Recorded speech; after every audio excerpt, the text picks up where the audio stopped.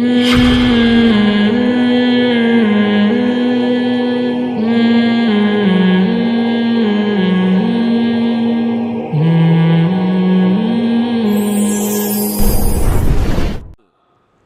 لیے ماں باپ کو اپنی اولاد پہ ہاتھ اٹھانے کی بھی اجازت ہے. انگریزوں کے یہاں اجازت نہیں ہے. باپ اور بچوں پہ ہاتھ اٹھائے گا پولیس. اسلام میں ایسا نہیں ہے. باپ کو رائٹ ہے کہ وہ اپنی اولاد پہ ہاتھ اٹھا سکتے ہیں. ہاں بے تحاشا نہ مارے, بلا وجہ نہ مارے.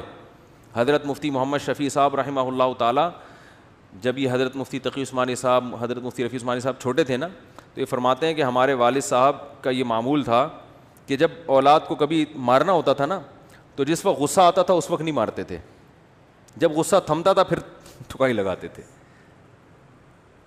اس لیے کہ غصے میں حد سے تجاوز ہوتا ہے. تو اپنی اولاد کو بھی اتنا مارنا کہ حد سے تجاوز ہو جائے, یہ اپنی ٹھڑک نکال رہے ہو.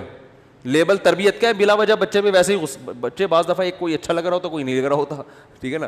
ایک بچہ شکایتیں لگاتا ہے امی سے جا کے آپ کی, تو آپ کو بلا وجہ اس پہ غصہ آ رہا ہوتا ہے, تو آپ لیبل یہ لگا رہے ہوتے ہو کہ میں اس کی تربیت کر رہا ہوں. اصل میں آپ کا جو خود اپنی کھوپڑی کی سیٹنگ آؤٹ ہوئی ہے, بلڈ پریشر کے مریض ہو یا کوئی اور مسئلہ ہے, وہ غصہ اس پہ جاری کر کے اپنے آپ کو ہلکا کرنے کا موڈ ہوتا ہے. تو یہ ظلم ہے, اس کا قیامت میں جواب دینا پڑے گا.